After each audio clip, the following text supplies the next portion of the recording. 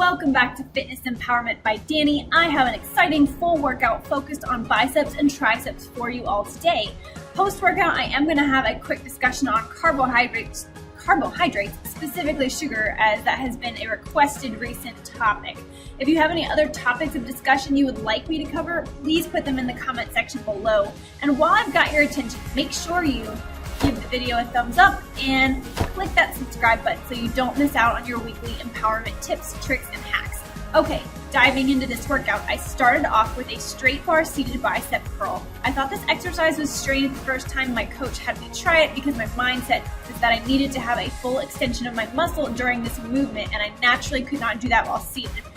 This exercise is not meant to have a full extension because it's designed to keep a constant tension on the muscle, so less rest and more pump.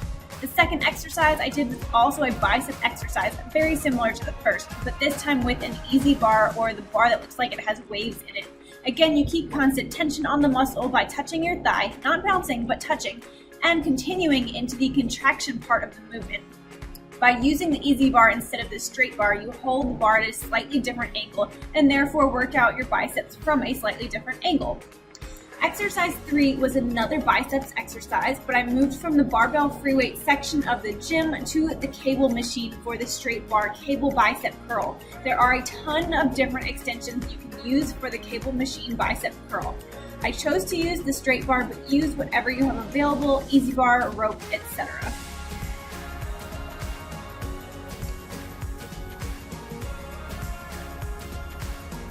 Exercise 4 was another cable machine movement. This was a single arm reverse cable pull down to target your triceps. The extension here looked kind of like a triangle with a rubber piece where the grip is. There's also metal square shaped grips that you can use for this exercise. I think I used 10 pounds for the first set and subsequently was only able to use 5-pound weights, so don't be surprised if you have to use light weight for this. Don't worry, it's still very effective. Moving on to the machine section of the gym, these rocket machines are so cool. They assist in maintaining a neutral body position throughout whatever movement you are doing, which allows you to solidly focus on the one body part you want to isolate. Exercise 5 was the dip push down machine. That was a tricep focused movement, though it also hits a little bit of chest. You can see in the second clip here that I transitioned to leaning forward a little bit, which helps me to continue the focus on my tricep. And it's kind of hard to tell from this angle, but my back and shoulders are flat or maintaining a tight arch, so there's no rounding of your back or shoulders in this exercise, or you're going to gain strength in a hunchback position, which no one wants. Exercise 6 was back in the free weight section of the gym. These were incline bench overhead dumbbell tricep extensions. Yes, that's a mouthful.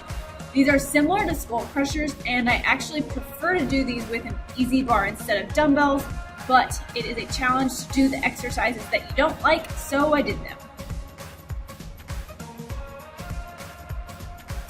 Last exercise was the bent over single arm dumbbell tricep extension. I have some shoulder spasms and myofascial pain that can flare up if I look down during this exercise or if I'm not completely focused on form, so I really ensure that I have a proper stance. My shoulders and chest are up, my back is in a tight arch, and I am looking forward to keep those spasms from happening. I've gotten several methods of treatment for the spasms and myofascial pain, but I will talk about that in a separate video. I want to be able to speak knowledgeably about that, so I need to learn a little bit more about it first before I share. Give this video a like and comment below if you are interested in hearing about that topic. That is it for this workout. I hope you all enjoyed it. Now on to a discussion of carbohydrates and sugar while in a diet phase or caloric deficit. What's up, you guys? Welcome back to my channel. As you can see from the title of this video, and if you watched the workout before this, you know we're about to talk about some carbs. Carbs, oh my gosh. I don't even know how people think they can possibly live without carbs, because they're delicious, all right? So quick disclaimer here, if I can keep up with my own voice. I am not a doctor, I am not your physician, I am not a registered dietitian. However, I am a certified personal trainer and I am a nutrition specialist through the American Council on Exercise, so I do have some knowledge to discuss nutrition and carbohydrates with you guys. So let's just jump straight into it. All right, so let's break this down. Everything that you eat has calories in it, right? We all know that. We go to the store, we take a look at the nutrition label. The first thing we see is how many calories are in the recommended serving size, right? Well, calories break down just a little bit further. So into macronutrients is the next category. So you've got three main macronutrients. You've got your protein, your fat, and your carbohydrate. Carbohydrates are probably my favorite. Carbohydrates are your body's main energy source. All right, your body needs them to fuel themselves. Your body needs the carbs to fuel itself for everything you do, your daily living, when you go to the gym, just to function, you need carbs, unless you're on a ketogenic diet, which is a totally separate video, so we're not even going to talk about that here. So your macronutrients, your carbs. So 1 gram of carbohydrate is equal to 4 calories. So you got your 3 macronutrients, your fats, your carbs, and your proteins. 1 gram of fat is equal to 9 calories, but 1 gram of carb and 1 gram of protein, they're each equal to 4 calories. So protein and carbs are less nutrient dense or less calorie dense than fat, just to throw that out there. There's 3 different types of carbohydrates, just to keep this simple. You've got starchy carbohydrates, which can be things like mashed potatoes or rice or like pancakes most of the time. So number 2, you're gonna have fibrous carbs, and this for the most part is vegetables. You can get fiber in other things like certain fruits. And then the 3rd type is sugars, which are probably most people's favorites. So sugary types of carbs. So you can get sugars in things like strawberries, good stuff, or things like candy. So there's lots of different types and there's lots of different combinations, and a lot of people think, oh, well, there's these good carbs and these bad carbs, or these healthy foods or these unhealthy foods. Guess what? Life is about balance. You need a little bit of everything. So when you're only eating one type of carb, or when you're cutting out a specific food group, that's going to create an imbalance in your life and you're not going to be too happy. So unless your doctor or your physician is telling you otherwise, or there is a specific medical reason as to why you do not need to eat or want to eat a certain type of carbohydrate, don't exclude carbohydrates from your diet. I know there's a lot of fad diets out there, things like your gluten-free diets for people with celiac disease and things like that. If there's no reason to cut it out, don't cut it out. There's a ton of people who think, oh, if I just cut out grains, like that's the miracle, I'm gonna lose a whole bunch of weight. Or, oh, if I just cut out all sugar, I'm gonna lose a whole bunch of weight. Yeah, guess what? It totally works in the short run. But are you living life for the short run? No, you're living life for the long haul. So if you cut out sugar in the short run and you lose a bunch of weight and you say, oh, it was the miracle, and then guess what? You start putting it back in your diet and you don't do it in the right manner, you're gonna gain all that weight back and more. And I know that's not what you guys want. And the same goes for starchy carbs and things like whole grains and so breads. A lot of people cut out bread. If you cut out bread and you lose a whole bunch of weight, it's because you cut out a whole bunch of calories. Like, it's not just because you cut out bread. There's not something that's in the bread that is helping you lose weight because you're not having it. It's because you cut out a whole bunch of calories. You took out a whole bunch of food from your normal daily diet. Think about people who have a soda a day. Approximately 37 to 40 grams of sugar is in 1 can of soda. So when you add that up over the course of a week, that's what, like 280, maybe close to 300 grams of carbohydrates that are sugar carbohydrates. So if you cut that out, yeah, of course you're gonna lose weight because you've just put yourself in a caloric deficit. So you have taken your norm and subtracted calories from it.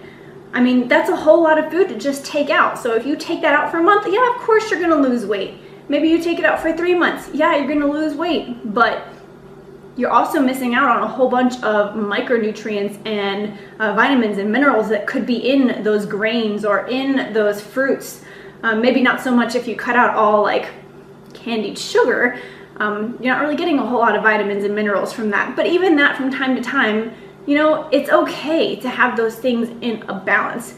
Now, I don't recommend like cutting out things like, whole grains or fruit, because yeah, even though fruit is a whole lot of sugar carbs, it's also a whole lot of vitamins and minerals and your micronutrients. So those are good things to have in your diet. Everything needs to be in a balance. When you don't have that balance, that's when you end up binging. And what's the point of going into some sort of diet to help change your weight loss or your body composition. If you just binge on the weekend, that's creating a long-term unhealthy habit, which again is not what you're going for. I mean, correct me if I'm wrong, but I don't think most of you want to create and establish a binging habit and put yourself into a nutrition lifestyle that's not nutritious and that's not healthy. Because let's face it, if you think you're eating healthy all during the week because all you eat is vegetables and protein, but then you binge on the weekend or when people aren't watching you or in the middle of the night, it's not creating an overall healthy lifestyle for you. So I guess I'll wrap this up right here. Carbs are good for you. Carbs are healthy. They provide energy. I mean, right now I'm eating carbs because I'm about to go to the gym and I know I need carbs to fuel my workout. There are certain things like fats are a little bit more important when it comes to satiety in your diet, and protein is going to help you build lean muscle mass and maintain lean muscle mass.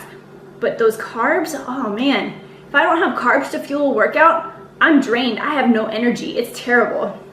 When you go outside and you want to live your life, you're going to want some carbs in your diet. So don't avoid the carbs. Make sure you have everything in a little bit of balance. But comment down below with your thoughts on this video and what other questions you might have, because obviously this was a quick video. I know I didn't cover everything about carbs that there is out there. So I'm happy to do another video. So put those comments down below, put your questions down below. I would love to interact with you guys. Let me know what other questions you have on carbohydrates, and then don't forget to give this video a thumbs up and subscribe to my channel so that you don't miss future tips, tricks, and hacks on fitness empowerment with Danye. Thanks so much, and I will see you guys next time.